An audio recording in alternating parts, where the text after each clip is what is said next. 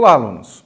Sejam bem-vindos à disciplina de Tecnologias de Informação e Comunicação do curso de Especialização em Educação e Formação Empreendedora. Eu sou o professor Clodogil Fabiano Ribeiro dos Santos e acompanharei vocês ao longo de todo este curso, deste módulo, e estarei disponível para todos que se interessarem um pouco mais sobre essas tecnologias. Essa disciplina tem por objetivo principal traçar um breve panorama geral sobre as tecnologias de informação e comunicação, o seu impacto na educação, focando inclusive sobre a educação à distância, desde os cursos por correspondência até a implementação da Universidade Aberta do Brasil, que é através da qual vocês estão fazendo este curso. Nossa disciplina está dividida em 6 unidades.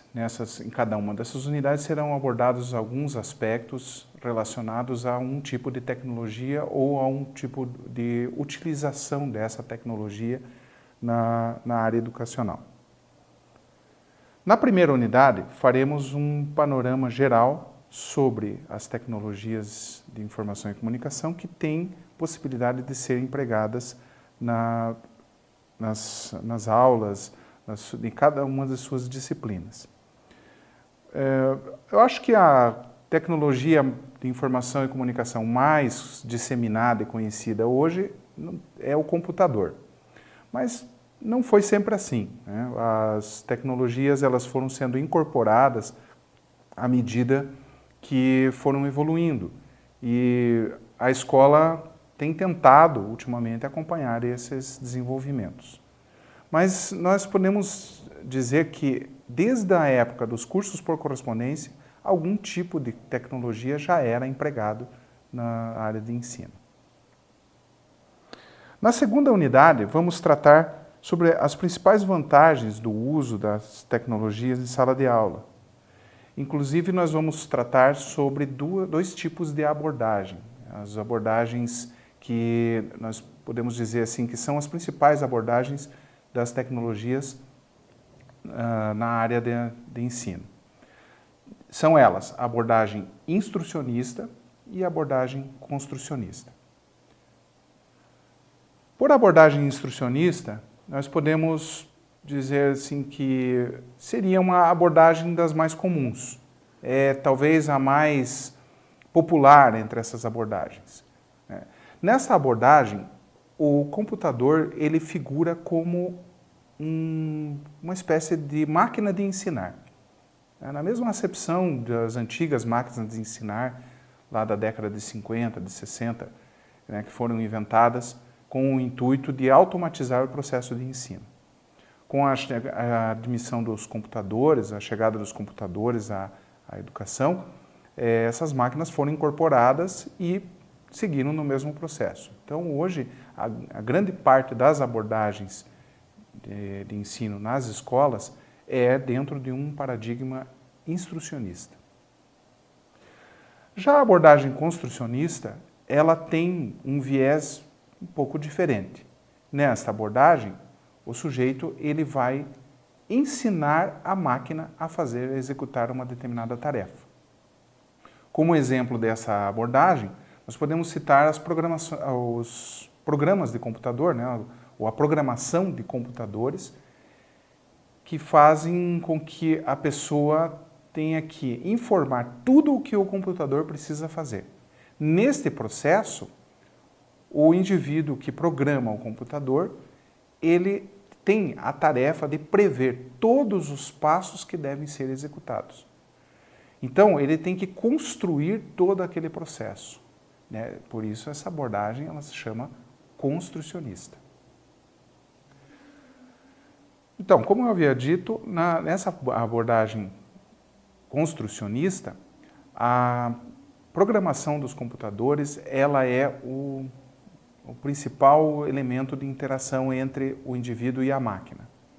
Na programação do computador, são necessários alguns conhecimentos de lógica, de linguagem, específicas de programação. Isso tem sido o principal dificultador dessa interação entre as pessoas, né? Não é uma abordagem muito comum de você ver, porque as pessoas não são muito afetas a programar o computador, mesmo porque elas têm que fazer todo um roteiro, construir a lógica da programação antes de fazê-la em si. Toda essa dificuldade de programação de computadores, ela pode ser superada através de alguns aplicativos que permitem uma programação intuitiva. Um desses aplicativos é denominado Scratch. É um programa que foi desenvolvido pelo Instituto de Tecnologia de Massachusetts, tendo como base o conceito construcionista criado por Seymour Papert lá na década de 60. Com esse programa, a programação de um computador fica bem mais fácil, porque as instruções estão contidas em blocos e esses blocos podem ser arrastados e encaixados, como se fosse um brinquedo da Lego. Nós veremos mais detalhes sobre este programa no próximo vídeo da disciplina. Na terceira unidade, nós faremos uma abordagem de alguns recursos disponíveis na web. Dentre esses recursos estão as simulações e as videoaulas. Esses recursos eles permitem visualizar alguns fenômenos que não são tão fáceis assim de reproduzir num laboratório, especialmente para aquelas disciplinas como química, física, que necessitam, digamos, mostrar mais intimamente o que acontece nos seus fenômenos. Essas simulações elas são um ótimo recurso para ser utilizado ao longo das aulas. Já as videoaulas que estão disponíveis na internet sobre os mais diversos assuntos, elas têm um aspecto bastante interessante no sentido de que o aluno pode rever quantas vezes ele quiser o mesmo conteúdo. E, de quebra, algumas delas permitem até uma interação através dos comentários no vídeo. Na quarta unidade, serão abordados alguns aspectos relacionados à computação em nuvem. Bom, o que é essa computação em nuvem? Na verdade, o conceito se refere a um disco virtual que armazena as informações em um lugar diferente do que ele é produzido. Por exemplo, você está produzindo um determinado texto no seu computador e quando você resolve salvá-lo, você pode salvá-lo no seu computador, mas também você tem a opção de salvá-lo na nuvem. O que significa isso? São alguns discos virtuais que é como se fosse um pendrive disponível na internet. Com base nisso, você pode disponibilizar, inclusive, esses arquivos para os seus alunos. Você produz um texto, ou então pinça um texto da internet que acha interessante, importante, você armazena nesse disco virtual, nessa nuvem, e pode compartilhar com os seus alunos. Esse recurso ele tem grandes possibilidades pedagógicas. Seguindo nesse mesmo conceito de computação em nuvem, na quinta unidade nós vamos abordar a produção compartilhada de documentos. Essa produção compartilhada ela pode ser utilizada para trabalhos em grupo, mesmo com esses grupos não estando reunidos no mesmo local.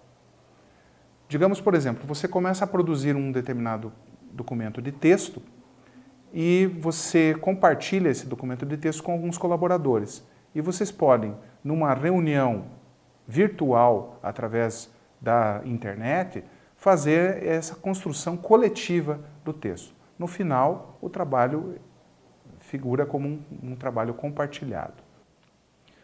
Por fim, na sexta unidade, faremos uma síntese de todos os recursos abordados e ainda será apresentada uma lista de fóruns que contempla outros recursos que trazem grandes possibilidades para a educação. A tecnologia é uma área em evolução constante, portanto, seria uma grande ingenuidade nós acharmos que poderíamos dar conta de tudo isso somente neste curso.